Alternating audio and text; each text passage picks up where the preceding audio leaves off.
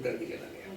और जो अंश भोग्य होते हैं, जिन अंशों में जाना अभी बाकी है राहु का, उन अंशों में यदि कोई ग्रह है तो ऑब्वियसली उसके पीछे, राहु के पीछे ग्रह है तो वो अभी भोग्य है। यदि कोई ग्रह ऐसा है जो राहु के पीछे है और राहु के अंशों से आगे है, मतलब राहु के अंशों से इतना दूर है और उसके साथ ही बैठा हुआ उसी राशि में, तो कालसर्प योग का इफेक्ट, नाम बाद में रखा गया इसका, इस योग का इफेक्ट कम हो जाता है। इम्बैलेंस इज द इफेक्ट, ये वो है। मेष और तुला के पास ही क्यों का, मेष और तुला के पास सन के नोड्स हैं, तो सन के नोड्स जिस समय होते हैं और राहु केतु मेष तुला में जिस समय ट्रांजिट करेंगे तो they will be transiting over the nodes of the sun. और Rahu Ketu itself are the nodes of our moon. So simultaneously at one time sun's node and moon's node are together in the Mesh Rashi and the Tula Rashi, therefore the negative impression is the greater and greater. तो सायं मेष और सायं तुला, मेष राशि और तुला राशि में जब राहु और केतु होंगे तो उस समय मैक्सिमम 100% इफेक्ट होता है if all the planets are placed in one either side of the Rahu and Ketu. उसके बाद जैसे ही तुला में केतु या राहु या मेष में राहु केतु, लेकिन कर्क और मकर में जब आ जाएंगे, जब हॉरिजेंटल आ जाएंगे, हॉरिजेंटल आने पर the effect of the Kalsarp remain up to reduces up to 50%। तो जाहिर है कि वहां से हाईएस्ट से लेकर के घटते घटते वहाँ 50% आएगा, 50% तुला पे आएगा तो फिर बढ़ता हुआ 100% की तरफ पड़ेगा। तो ऑलमोस्ट कर्क और मकर राशि के आसपास जब राहु होते हैं उस समय जो कालसर्प योग बनते हैं उनका बैड इफेक्ट कम से कम होता है। और मेष और तुला के आसपास जब राहु केतु के एक्सिस में सारे ग्रह आते हैं तो उस समय कालसर्प योग का प्रभाव मैक्सिमम होता है। तो इस तरीके से हमें वेरिएशंस को और कॉम्बिनेशंस को और इसके बैलेंस को, क्वांटम को हमें ध्यान में रख करके बोलना चाहिए।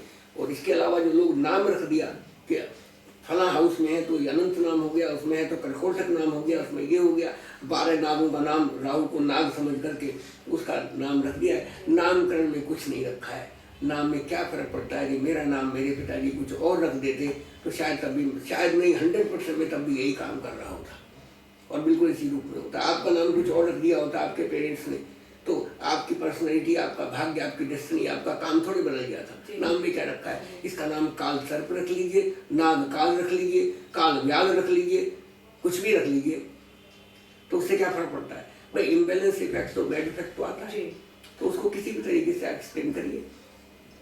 और ये किस तरह का इम्बैलेंस क्रिएट करते हैं, आपका तजुर्बा क्या है? मेरा तजुर्बा ये है कि मोस्ट प्रोबेबली उनकी जो थिंक लाइन है वो थोड़ी बिगड़ी हुई होती है और वो लोग आमतौर पर क्विक और फास्ट और फर्म डिसीजन लेने में उनको दिक्कत होती है। अच्छा। और यदि ऐसी स्थिति नहीं भी होती, फर्म डिसीजन लेते भी हैं तो सर्कमस्टांसेस उनके लिए फेवरेबल नहीं होते। ये उस तरीके के लोग होते हैं इनके आयरनी और फेथ इन लोगों के साथ अक्सर होता है। तो वो आयरनी इस तरीके की होती है कि जैसे एक बहुत बड़ा तीरंदाज है या बहुत बड़ा स्ट्रोक प्लेयर है क्रिकेट में, उसके लिए उसके परफॉर्मेंस पर फर्क जरूर पड़ेगा यदि उसको फेवरेबल सर्कमस्टांसेस नहीं मिले। यदि वो अपने देश के अपने नेटिव ग्राउंड पर खेल रहा हो, उसके प्रशंसक शोर मचा रहे हो, पिच अच्छी हो, रेफरी जो क्या कहते हैं उसको, अंपायरिंग ठीक ठाक हुई हो, उसको साथी टीम अच्छी मिली हुई हो, हवा अच्छी चल रही हो, बारिश ना हो रही हो, मौसम अच्छा हो, लाइट की प्रॉब्लम ना हो, तब जाकर के वो बहुत अच्छा परफॉर्मेंस कर पाएगा। इसलिए सर्कमस्टांसेस भी रोल प्ले करते हैं बहुत वाइड रिस्क में। ऐसे लोगों के लिए जो रास्ता होता है वो आमतौर पर कठिनाई भरा, उबड़ खाबड़ सड़क, गड्ढेदार सड़क पर चलने की जैसे होता है। तो इसलिए इनको स्ट्रगल करना पड़ता है और उस स्ट्रगल से निकलने का मादा यदि वो मेष और तुला के आसपास हुए तो कम होगा, तो वो डेफिनेटली फेल होंगे।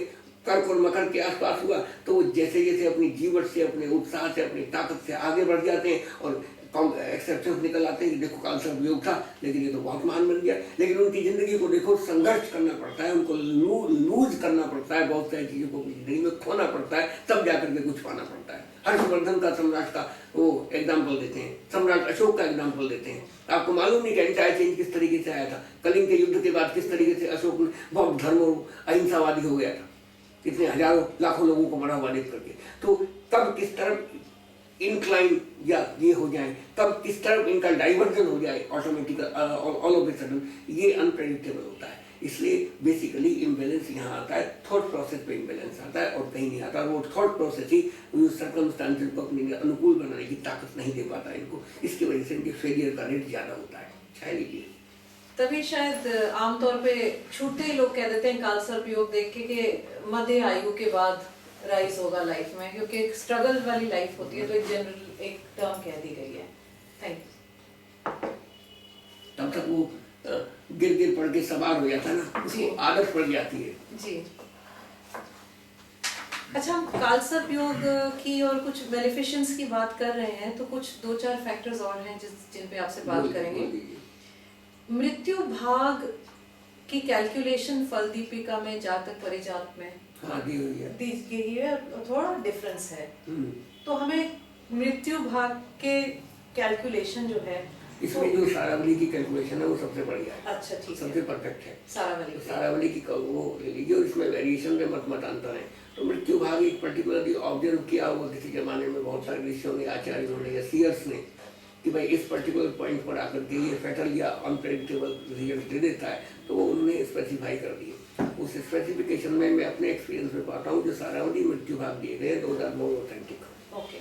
और इसमें अनप्रेडिक्टेबिलिटी रहती है या और किसी तरह के नेगेटिव इफेक्ट्स आते हैं? नेगेटिव इफेक्ट्स आ सकते हैं कि उसका किसी फेटल फैक्टर से कॉम्बिनेशन बन जाए। अच्छा, जितने फेटल कॉम्बिनेशन हैं, जितने वो प्लैनेट्स हैं, मारक प्लैनेट्स हो सकते हैं, मारक होने की योग्यता रखते हैं, उनके साथ यदि मृत्यु भाग में, यदि वो मृत्यु भाग में आ जाए तो एनिमसली मारक हो सकते हैं। मारक का पूरा रोल प्ले कर सकते हैं। मारक की मारकत्व को, मारक की किलिंग हुड को, मारक की फेटिलिटी को और ज्यादा इंक्रीज कर देते हैं। ठीक। 64वां नवांश और 22वां दृष्टिकोण, क्वालिटेटिवली इनको, इनकी एप्लीकेशन को किस तरह से फर्क करना, हमें अलग कैसे करना है, इनको डिफरेंशिएट कैसे करना है? देखिए, नाम तो लिया था 22वें देशकांड का ही। 64वां नवांश जो है वो 88वां नवांश होता है। 88वां 63वां नवांश होता है। 88तमो अंश वो दूसरी चीज है, वो गलत बोल गया। 64वां नवांश जो होता है वो लग्न में जो नवांश उदित हो रहा होता है, जिस सीरियल नंबर का, वही सीरियल नंबर का नवांश 8th हाउस में पड़ता है, उसको 64वां नवांश का है। जो देशकांड पड़ता है वो 22वां देशकांड का है। तो दृष्टांत की एप्लीकेशन तो यह है कि दृष्टांत से हम मृत्यु के टाइम को, मारक ग्रह को तय करने में दृष्टांत का उपयोग होता है। साथ साथ 22वें दृष्टांत से हम मोड ऑफ डेथ को भी तय कर सकते हैं, या मोड ऑफ डेथ के बारे में भी कुछ एस्टिमेट लगा सकते हैं। 22वें दृष्टांत, हाँ जी, 22वें दृष्टांत से 64वें नवांश से केवल मृत्यु का टाइमिंग करने में उससे हेल्प मिलती है। उसके अंदर ये स्पेशल पिक्यूलर स्पेशलिटी नहीं है कि उससे हम मृत्यु का कारण बता सकें। अच्छा। तो इसलिए क्लियर कट बराहमिन ने कहा कि द्वाविंशः कथितस्तु कारणम देशकांडम निधनस्य सूरि भी। विद्वानों ने 22वें देशकांड को ही मनुष्यों की मृत्यु का कारण कहा है। ओके। तो 22वें देशकांड में दो प्रॉपर्टीज हो गई, मारक को डिड्यूस करना जी, और मोड ऑफ डेथ तय करना, उसमें वो हेल्प करता है हमें। और वैनाशिका नक्षत्र का क्या रोल रहता है? वैनाशिक नक्षत्र बेसिकली सौर शास्त्र से आया हुआ है, जो नक्षत्र एक तरीके की गणना की गई है ना, ये जो जन्म संपत्ति विपथ है, ये भी वहीं से सौर शास्त्र के नियम है। तो सौर शास्त्र के नियम में वैनाशिक नक्षत्र जो होता है 22वां नक्षत्र होता है। तो उसी 22वें नक्षत्र के 22वें देशकांड की वजह से शायद 22वां नक्षत्र उन्होंने मान लिया। 22वां नक्षत्र और कहीं कहीं पर 23वां नक्षत्र कहा है। तो सौर शास्त्र के एप्लीकेशन में बहुत सारी जगहों पर अभिजित सहित गणना की जाती है, कहीं पर विदाउट अभिजित की जाती है। तो बड़ा सीधा सा नियम है कि विद अभिजित, यदि अलॉन्ग विद अभिजित आप काउंटिंग कर रहे हैं तो वैनाशिक नक्षत्र 23rd होता है, रेकनिंग फ्रॉम द जन्म नक्षत्र, नेटल मून नक्षत्र। और विदाउट अभिजित करते हैं तो 22वां नक्षत्र होता है। तो 22वें नक्षत्र को भी वैनाशिक नक्षत्र माना, जिस तरीके से 22वें देशकांड को वैनाशिक देशकांड माना। उसको वैनाशिक देशकांड कहिए, खर्द देशकांड कहिए, मारक देशकांड कहिए, मृत्यु देशकांड कहिए, एक ही बात है।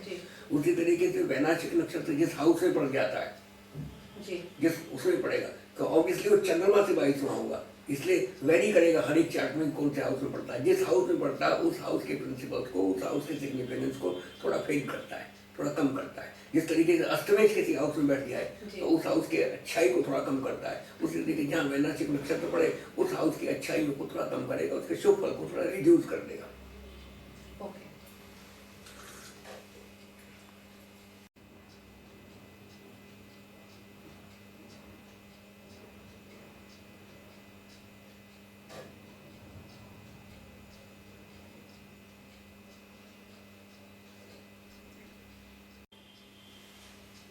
अभी जो हमने 22वां दृष्टिकोण और 64वां नवांश के जो मेलेफिक इन्फ्लुएंस की जो बात करी, उसको हम क्यों ना इंदिरा गांधी के चार्ट पे लगाएं। जिस समय उनकी मृत्यु हुई थी 31 अक्टूबर 1984 बुधवार का दिन था और शनि राहु उनकी दशा चल रही थी। तो क्या हम उसका 64वें नवांश का और 22वें दृष्टिकोण का इफेक्ट उनकी कुंडली पे उनकी मृत्यु के समय देख पाते हैं? हाँ, देखने की कोशिश कीजिए। 22वां दृष्टिकोण मृत्यु का कारण बताता है, मृत्यु का टाइम नहीं बताता। कारण बताता है। तो कारण बताता है इनके लग्न में 27 डिग्री या 26 डिग्री कर्क लग्न की है, 28वीं डिग्री राइज कर रही है, इतनी थर्ड दृष्टिकोण है लग्न में। तो कुंभ का थर्ड दृष्टिकोण ही 22वां दृष्टिकोण होगा, एक राशि में तो उसका 22वां दृष्टिकोण मतलब तीसरा दृष्टिकोण तुला का बैठ रहा है। तो 22वें दृष्टिकोण का स्वामी हो गया शुक्र। शुक्र इनका छठे घर में बैठा हुआ राहु के साथ, और छठे घर में राहु और शुक्र दोनों साथ बैठ करके, तो राहु जिसके साथ बैठता है उसी का रोल प्ले करता है। राहु जिस हाउस में बैठता है उसी का रोल प्ले करता है, राहु जिसकी राशि में बैठता है उसका रोल प्ले करता है। तो राहु के ऊपर मरकुरी का इफेक्ट है, राहु के ऊपर वीनस का इफेक्ट है, राहु के ऊपर 6th हाउस का इफेक्ट है। तो 6th हाउस 22वें दृष्टिकोण लॉर्ड वीनस के साथ एक तरीके से कंजंक्ट हो गया। राहु और वीनस वहां बैठे तो राहु सडन डेथ दिखाता है, सडन डेथ दिखाता है। 6th हाउस से कनेक्शन है तो किसी शत्रु के द्वारा, छठा घर शत्रु का है, और राहु एकदम मृत्यु दिखाता है, वीनस एकदम मृत्यु नहीं दिखाता।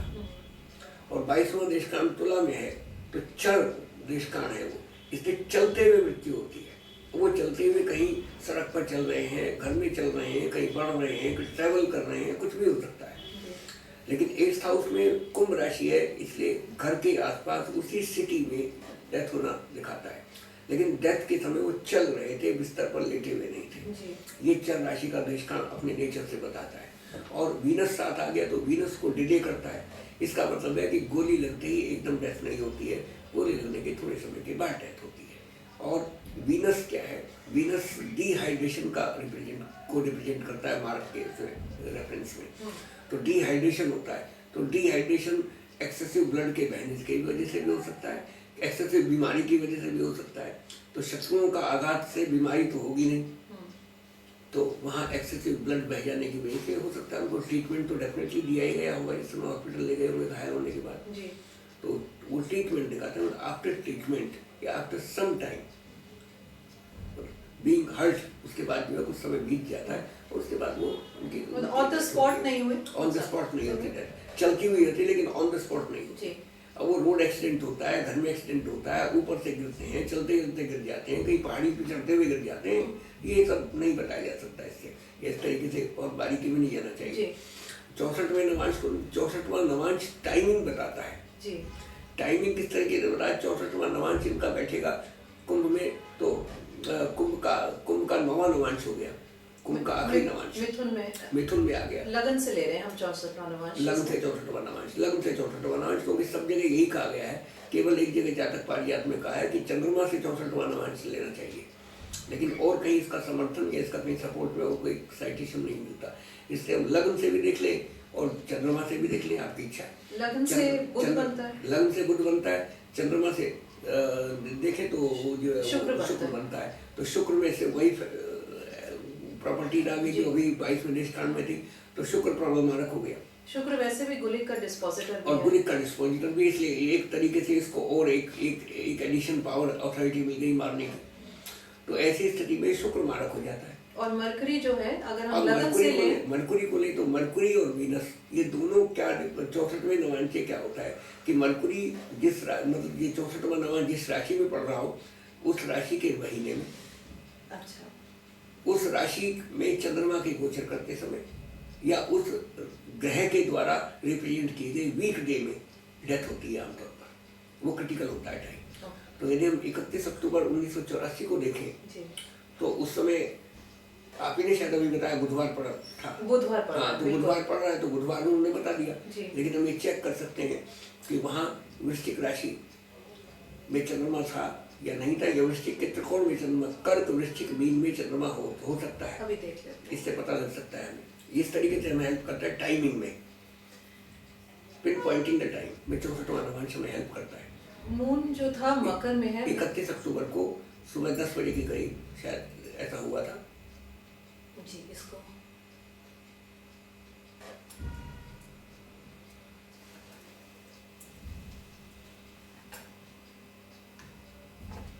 ये पोजीशन है 10 बजे, मून मकर में है, लेकिन वृश्चिक राइजिंग है, लेकिन बुधवार है, लेकिन वृश्चिक लग्न है जी।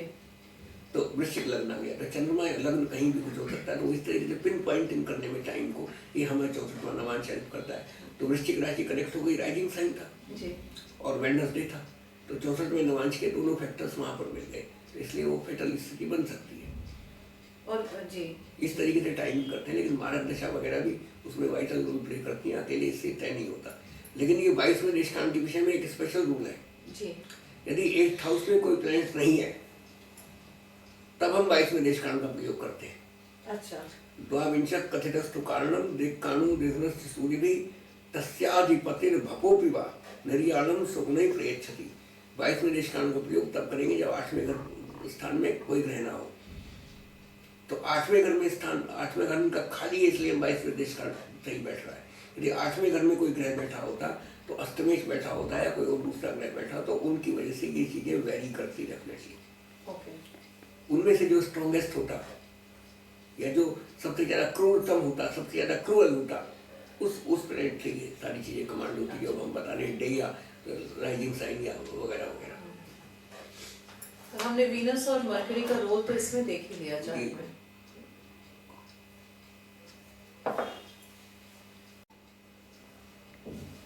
मिश्रा जी, जो भी एस्ट्रोलॉजर के पास आते हैं, majority of the people, I think we can safely say more than 90% of them come when they are in a problem. और ये ज्योतिषी को भी पता है और उसको सामने वाले जो पूछ रहा है उसको भी पता है कि I am in a problem, और प्रॉब्लम वो कंफर्म करवा लेते हैं एस्ट्रोलॉजर से कि क्या है, कितनी गहरी है और कब तक चलेगी। और उसके बाद उनका सबसे पहला क्वेश्चन यही होता है कि इसका उपाय क्या है। तो उपाय से विधि का विधान क्या बदला जा सकता है, किस एक्सटेंट तक बदला जा सकता है, और क्या रेमेडी काम करती है, कितना करती है, या ये सिर्फ एक प्लेसिबो इफेक्ट है कि साइकोलॉजिकली हमने एक रिलीफ देना है क्वेरेंट को, and we play the role of that psychological counsellor who is giving a placebo through a remedy. इसमें रेमेडी का रोल क्या है? देखिए, प्लेसिबो तो कम से कम नहीं है। अथर्ववेद कहता है कि मणि, मंत्र और औषध, 3 चीजें उन्होंने बताई हैं, मणि, मंत्र और औषध। यदि छोटी प्रॉब्लम है, थोड़ी प्रॉब्लम है तो मणि पहनिए, और यदि ज़्यादा बड़ी प्रॉब्लम है तो जो प्रेस्क्राइब्ड मंत्र हैं उनसे रेमेडी करिए, मणि मंत्र। और यदि थोड़ी और ज़्यादा जो है प्रॉब्लम है जो एस्ट्रोलॉजिकली कंट्रोल नहीं की जा सकती, then you have to go to medication. ठीक है भैया, जाके डॉक्टर को दिखाइए, अस्पताल में दिखाइए, ये एस्ट्रोलॉजिकली कंट्रोल नहीं की जा सकती, इसलिए उन्होंने ऑर्डर भी बताया, ऑर्डर ऑफ मेडिकेशन, मणि, मंत्र, औषध। तो मणि पीजिए, औषध से हम जड़ी बूटी भी ले सकते हैं, जड़ी बूटियों को खाने से, पीने से, ओढ़ने से, घर में रखने से और मेडिकेशन लेने से उनका काम होता है। तो मणि, मंत्र, औषधि उपाय बताया। इसके बाद रेमेडी की जहाँ तक बात है, खुद पारशर शास्त्र में 18-20 नेगेटिव पॉइंट्स को बताने के बाद कि इन सब में से कोई एक भी पॉइंट यदि कुंडली में पड़ा हुआ हो तो पीछे बताए गए सारे योग राजयोग नलिफाई हो जाते हैं, और ये इनकी रेमेडी है। वो पूरे के पूरे अध्याय लिखते हैं, कृष्ण चतुर्दशी जन्माध्याय, अमावस्या शांति जन्माध्याय, गंडांत शांति अध्याय, अमा शांति अध्याय, विष्टि शांति अध्याय, इस तरीके के पीछे अध्याय लिखे हुए हैं। तो रेमेडीज उन्होंने बताई है, प्रॉपर वैदिक मंत्र बताए हैं, प्रॉपर विधि बताई है, कितना सामान रखना है, कितने कलश स्थापित करने हैं, कौन से मंत्र का कितना जप करना है, कितने मंत्रों का हवन करना है, और स्पेसिफिक वेद मंत्र हैं वो, उनके कल्पित मंत्र या श्लोक नहीं है, वो वैदिक मंत्र हैं। तो उन वैदिक मंत्रों की रेमेडीज की जाती है, उनसे आराम मिलता है। आराम कैसे मिलता है ये कहना ये खोजना साइंटिस्ट का काम है।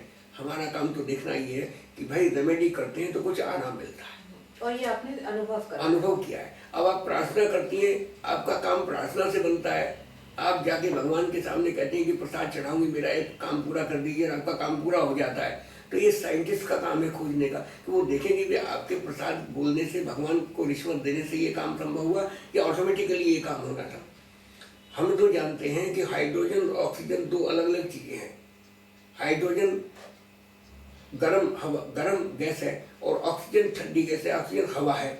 ऑक्सीजन हवा जब मिल जाए तो आग को बढ़ाती है, लेकिन हाइड्रोजन और ऑक्सीजन जब एक स्पेसिफिक कॉम्बिनेशन में H2O में मिल जाते हैं तो वाटर बन जाता है, और वो वाटर आग को बुझाता है, एक्सटिंग्विश करता है। मुझे नहीं मालूम क्यों, ये साइंटिस्ट उत्तर दें, लेकिन आग बुझाता है। This is the hard fact, इसको कोई डिनाई नहीं कर सकता कि पानी आग बुझाता है। पानी को गर्म कर लीजिए आप, 100 डिग्री सेल्सियस पर आप उसको उबाल लीजिए, गर्म पानी भी आग को बुझाएगा। ठंडा, तो ये उसकी अंदर प्रॉपर्टी चेंज हो गई। इसका मतलब मंत्रों से कोई ऐसा वातावरण, कोई ऐसी शक्ति, कोई ऐसी बात, कोई सुपर नेचुरल पावर या कोई सुप्रीम पावर या हमारा माइंड कुछ इस तरीके से डाइवर्ट हो जाता है कि हम उसके लिए संघर्ष करके, रास्ता खोज करके खुद पार पा जाते हैं उस मुसीबत से। चाहे उसको कहिए कि भगवान हाथ पकड़ करके हमें मुसीबत के पार कर देता है, उसको किसी भी तरीके से एक्सप्लेन कर लीजिए, बट रेमेडी वर्क्स। और रेमेडी के बेसिक प्रिंसिपल्स, ऑफ कोर्स बहुत विस्तार है, हम डेप्थ में नहीं जाएंगे, पर बेसिक प्रिंसिपल्स रेमेडी के लिए, रेमेडी प्रिस्क्राइब करने के लिए क्या देखना चाहिए? बेसिक प्रिंसिपल तो सबसे पहले ये डायग्नोज करना होता है कि क्या उसमें नेगेटिविटी है। उसके लिए पराशर जी ने उपाय, वो डायग्नोस्टिक सिस्टम बता रखे हैं कि ये फैक्टर्स हैं। इन फैक्टर्स को सिलेक्ट कर लीजिए, चेक पॉइंट्स हैं, इन चेक पॉइंट्स को देखिए, उनमें से कोई एक चेक पॉइंट यदि अप्लाई हो रहा है आपके चार्ट पर, तो चार्ट में डिफेक्ट है, उस डिफेक्ट का ये उपाय है, सर्टेन ये रेमेडी है, ये एंटीबायोटिक है, ये ले लीजिए। वो सारे वेद मंत्र और सारे उपाय विधि विधान से मैंने अपनी उपाय भाग्योदय पुस्तक में बताए हुए हैं, पूरे मंत्रों के साथ, पूरी विधि विधान के साथ। इच्छुक व्यक्ति वहां से देख सकते हैं और समझ सकते हैं। थोड़ा सा हमें बताइए कि आपने किस तरह से रेमेडीज को स्टडी करा है और इनको फिर आपने जिस तरीके से रेमेडीज को मैंने स्टडी किया था, सबसे पहले मैंने उपाय भाग्योदय रेमेडी के ऊपर लिखी थी। उसमें सारे मंत्र विधि विधान से पूरी डिटेल के साथ दिए थे, जिसको कोई क्वालिफाइड आदमी ही काम करने ला सकता है। इंडिविजुअल आदमी, इसको अनाड़ी आदमी या जिसको कर्मकांड या वैदिक नहीं, शास्त्र वेद मंत्र नहीं आते, वो इसको नहीं कर सकता। इसके लिखने के बाद जब इसकी पॉपुलैरिटी हुई और लोगों ने इसको काफी पसंद किया, तब मेरी समझ में आया कि एक आम आदमी जिस ऐसे उपाय जो खुद कर सके और वो इफेक्टिव हों, तो उन इफेक्टिव उपायों को वेद शास्त्र से, मोस्ट पर्टिकुलरली अथर्ववेद से और दूसरी चीजों निकाल करके मैंने दूसरी पुस्तक लिखी जो आसान भाषा में है, बिल्कुल आसान आम भाषा में। उसका नाम भी मैंने ऐसा रखा, संकट कटे मिटे सब पीड़ा। तो इसमें आसान उपाय बताए हुए हैं, जिसमें खास तौर से खाना पीना, घर में रखना, इस तरीके के आइटम है।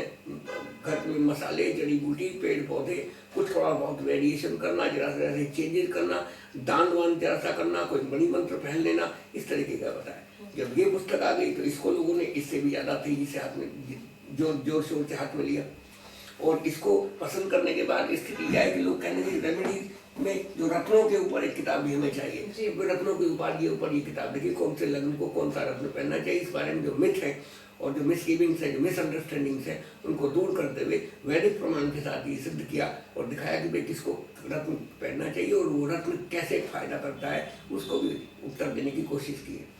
इसके बाद फिर मस्तिष्क में आया, दिमाग में ये बात आई कि ठीक है, दो चीजें दुनिया में सबको चाहिए, एक तो पैसा और एक संतान। यदि संतान नहीं है और पैसा बहुत है तो पैसा एक स्टेज ये आ जाती है कि मन खराब करने लगता है, और संतान है अच्छी लेकिन पैसे नहीं है तो उन संतान के लालन पालन पोषण करने के लिए, ब्रिंगिंग अप करने के लिए मन कुलता है। तो इसलिए मैंने कहा कि 5th हाउस और 2nd हाउस और 11th हाउस, इन दोनों को मिला करके एक पुस्तक लिख दो। तो उससे पहले मैंने धनधान्य सिद्धि लिखी।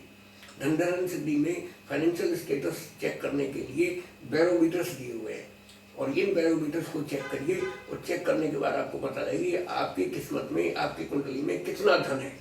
यदि वो धन बाई चांस कम आ रहा है तो उसको एनहांस करने के लिए, उसको बढ़ाने के लिए, शास्त्र कहीं नहीं कहता कि तुम हाथ पैर चलना बंद कर दो, तुम्हारी किस्मत में इतना लिखा है तो तुम कर्म करना बंद कर दो, तुम मेहनत मत करो, आगे बढ़ने की कोशिश मत करो। तो आगे बढ़ने का रास्ता आसान करने के लिए कुछ रेमेडीज भी बताई गई हैं जो वेद शास्त्रों से ही प्रेरित है और मोस्ट पर्टिकुलरली ऋग्वेद से प्रेरित है। ऋग्वेद के अंदर से निकाल करके इसके अंदर वो दी गई हैं। उसके बाद संतान के लिए सुख संतान दीपिका लिखी। सुख संतान दीपिका में संतान हो तो अच्छी कैसे हो, संतान हो तो प्रोजेनी बाई चॉइस कैसे की जाए, कब हम बच्चा प्लान करें ताकि हमारे स्वस्थ अच्छा बुद्धिमान बच्चा पैदा हो, भाग्यवान बच्चा पैदा हो। हमने इसमें कंसिडरेशन नहीं की कि मेल फीमेल की, कि लड़का ही पैदा हो, तो इसलिए सुख संतान रखा, मैंने पुत्र शब्द नहीं रखा, सुख संतान दीपिका। और ये अर्थ भी बताया कि पुंसवन संस्कार जो तीसरे महीने में होता है उसका जो अर्थ लोग समझते हैं कि लड़का पैदा करने के लिए संस्कार किया जाता है, साइंटिफिकली ये गलत फैक्ट है। बट मेल फीमेल तो तभी तय हो जाता है जिस समय वो क्रोमोसोम्स मिल जाते हैं और जाइगोट बन जाता है। उसके बाद तीसरे महीने में ऐसा कौन सा चमत्कार है, पुंसवन, पुम मतलब पुरुष और पुरुष का मतलब विराट पुरुष भगवान, तो भगवान का अंश, ईश्वर का अंश तीसरे महीने में कोख में आता है। तीसरे महीने में उसके अंदर उसका हार्ट बीट करना शुरू कर देता है, इसलिए उसको तीसरे महीने पुंसवन कहते हैं कि भगवान परमात्मा का अंश आत्मा के रूप में इसके अंदर आया, उसका नाम है पुंसवन। और एक साल के अंदर बच्चों के अंदर होने वाली परेशानियों का जो वैदिक और शास्त्रीय उपाय है वो भी बता रखे हैं। गर्भावस्था में गर्भिणी को, प्रेग्नेंट वुमेन को क्या क्या चीजें डूज और डोंट्स हैं जो शास्त्रों में बताए गए हैं और जो आज के डेट में व्यावहारिक हैं वो बताए गए हैं। और बच्चा कब हो, उसके डिलीवरी का टाइम कैसे किया जाए, सीजेरियन कराना है, उसमें किन किन चीज़ों का ध्यान रखना चाहिए, जो भी उससे कनेक्टेड चीज़ें हैं वो सारी एलाइड चीज़ें इसमें बताई गई हैं। तो इसी संतान के लिए, वो धन के लिए, वो कॉमन सारी नेगेटिविटी, नेगेटिव फैक्टर्स को दूर करने के लिए, ये स्पेसिफिकली स्टोन के लिए और ये इजी टू डू रेमेडीज के लिए। तो इस तरीके से 5 किताबें मैंने अभी तक लिखी। 6ठी किताब सौंदर्य लहरी है। अच्छा। तो सौंदर्य लहरी शंकराचार्य जी के द्वारा लिखी गई है और शंकराचार्य जी का स्तोत्र है, उसमें 100 श्लोक है और वो 100 श्लोक शिखरणी छंद में लिखे हैं।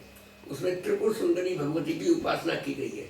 त्रिपुर सुंदरी की उपासना कहिए या आजकल के जमाने में जो प्रसिद्ध पिरामिड की उपासना, पिरामिड से के गुड इफेक्ट्स कहिए, श्री यंत्र या श्री चक्र जो है बेसिकली पिरामिड बेस्ड है, उसी से पिरामिड निकला है और ये सारा संसार ही पिरामिड बेस से बनाया गया है। तो उसी पिरामिड की शक्ति को अपने अंदर लाने के लिए श्री यंत्र का प्रयोग किया जाता है। उसके अंदर श्री शक्ति मानी गई है जो सबसे आदि शक्ति है। उस आदि शक्ति की उपासना भगवान शंकराचार्य ने की थी और शंकराचार्य ने उनकी स्तुति में 100 श्लोक लिख करके सौंदर्य लहरी नाम से किताब लिखी थी। और इसको for the first time in India, ये मैं कहने में गर्व महसूस नहीं करता हूँ, नम्रतापूर्वक कहता हूँ, ये ईश्वर की, भगवती की, देवी देवताओं की और मेरे पूर्वजों का प्रसाद था कि उन्होंने मुझे ये ताकत दी। इसके हर एक श्लोक में से मैंने ज्योतिष का अर्थ निकाला है। इसके 100 श्लोकों में इसमें यौगिक अर्थ और दार्शनिक अर्थ तो है ही है, साथ में हर एक में ज्योतिष का अर्थ निकाला है और हर एक मंत्र, हर एक श्लोक अपने आप में मंत्र की तरह है। उससे, उसका जप करने से, उसका पाठ करने से क्या फल मिलता है ये भी शास्त्रों के तरीके से इसमें बताया गया है। जैसे किसी को विजय प्राप्त करनी है तो हमने ये बता दिया, इसका ये व्याख्या दे दी, उसके बाद ज्योतिष का संकेत दे दिया। इसमें इस श्लोक में उन्होंने शंकराचार्य ने ज्योतिष कैसे बताई और उसके बाद इसका साधना का फल क्या है, विद्या में ज्ञान प्राप्ति, बालारिष्ट निवारण, माना बालारिष्ट का निवारण है तो बिल्कुल सिंपल है। इस श्लोक के रोज 10 पाठ करिए, बस 10 पाठ, 10 से ज्यादा नहीं, उन्होंने 10 पाठ बताए, तो 10 पाठ कर लीजिए वो, तो आपका बालारिष्ट दूर रहेगा, आपको विद्या ज्ञान वृद्धि होती रहेगी, आप आगे आपकी बुद्धि चलती रहेगी, आपके नंबर अच्छे आते रहेंगे। तो इस तरीके से इजी टू डू रेमेडी भी है। और दूसरे ज्योतिष के स्टूडेंट्स के लिए पढ़ने की का विषय है कि हर एक श्लोक में मैंने ज्योतिष का अर्थ निकाला। जिस समय शुरू किया था हुआ क्या था कि मैं इसको कभी कभी पढ़ता था और जब कभी पाठ करता था महीने में एक बार के पर्टिकुलर डे पर, खास सही डे और टाइम में, शुरू से मेरी आदत थी, हमारे पिताजी ने हमें आदत डाली थी। तो जब इसको एक दिन पढ़ रहा था तो एक दिन मेरी बुद्धि में अपने आप की बात आई कि मैं इसका एक श्लोक पढ़ रहा था कि मुखम बिंदुम कृत्वा, तो उस श्लोक को पढ़ते पढ़ते मेरे दिमाग में आया कि तो 12 खाने कुंडली बता रहे हैं। ये देखिए, ये श्रेयंत्र है, मुखम बिंदुम कृत्वा,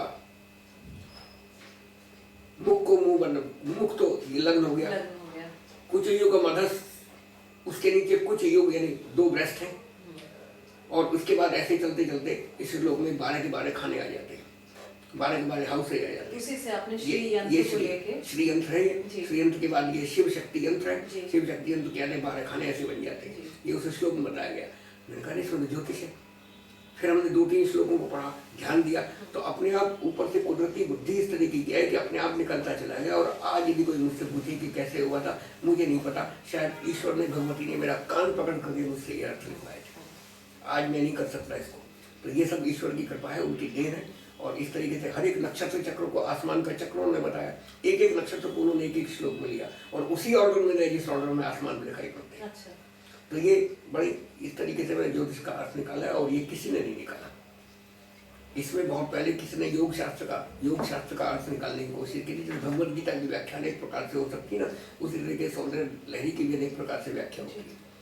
तो ये इसमें किसी ने निकाला था कुछ अर्थ, पहले मुझे याद आ रहा है कि वो योग शास्त्र का अर्थ निकाला था किसी ने। जैसे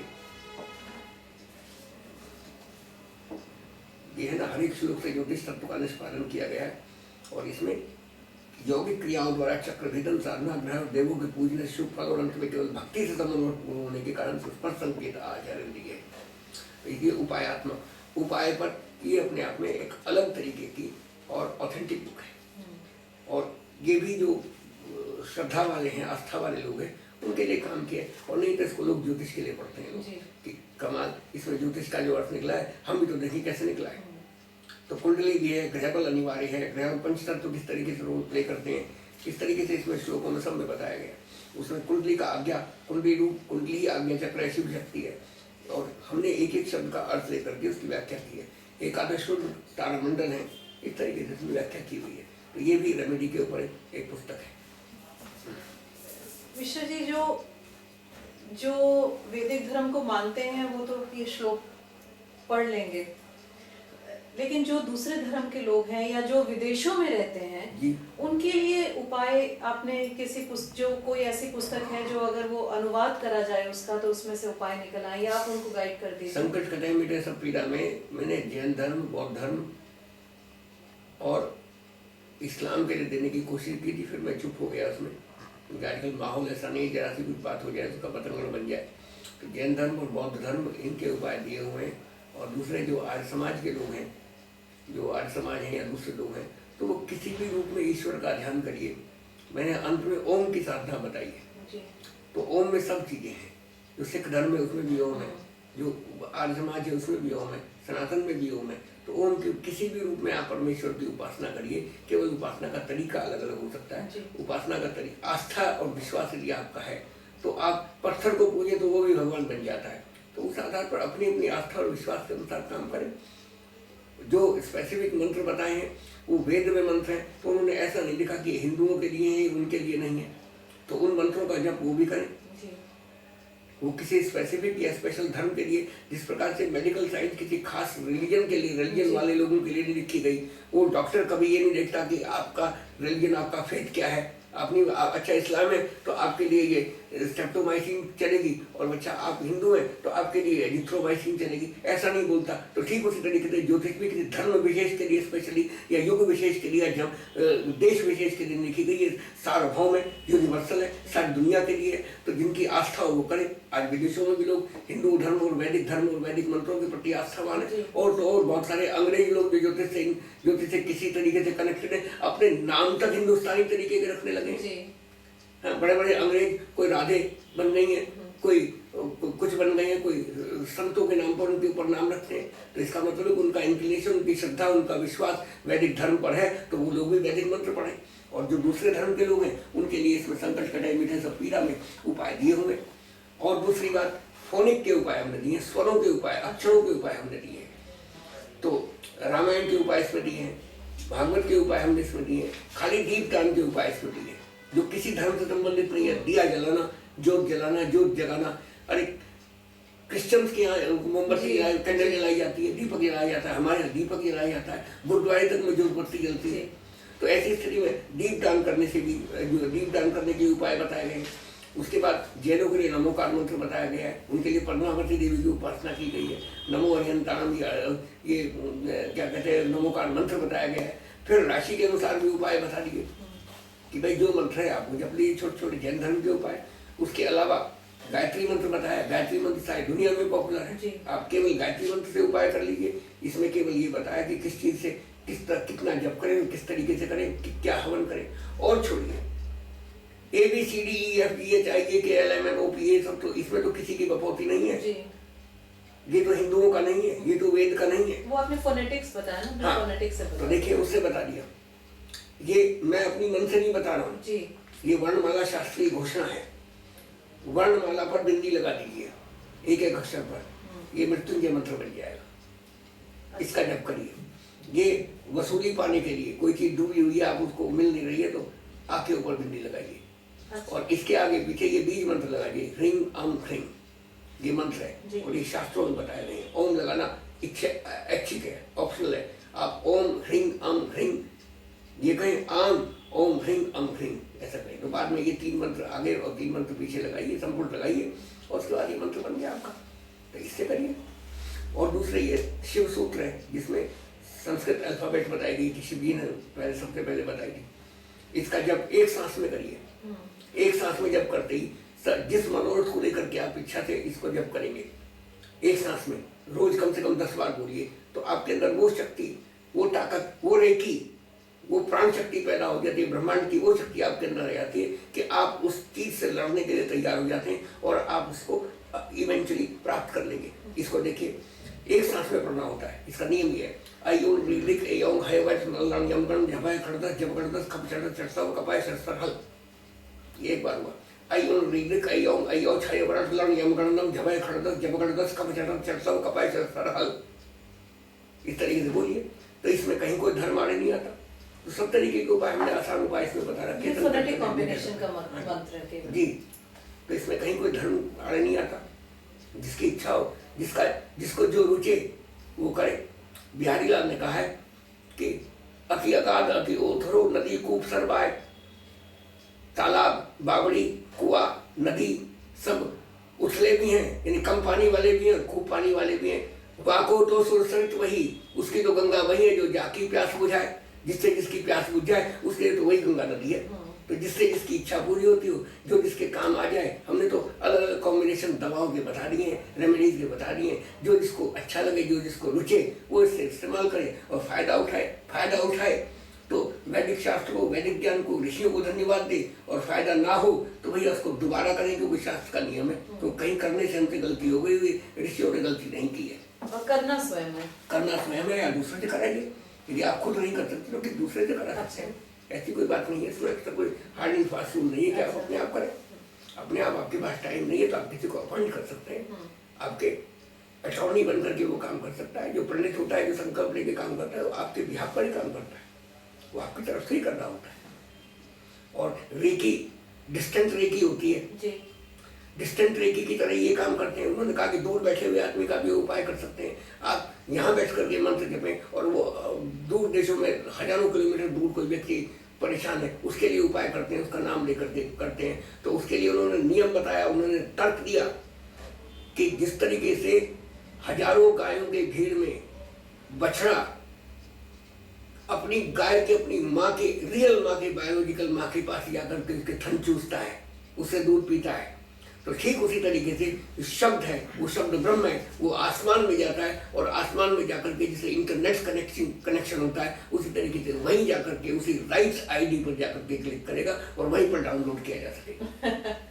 ये बताया है शास्त्र में, ये हम अपनी तरफ से नहीं बता रहे। तो ये इंटरनेट का आइडिया है, ये फेसबुक का आइडिया है। जहाँ इंटेंडेड है वहीं जाके, जहाँ इंटेंडेड है वहीं पर टारगेटेड, जो टारगेट है, जो डिजायर्ड टारगेट है, वो वहीं पर जाकर के असर करेगा।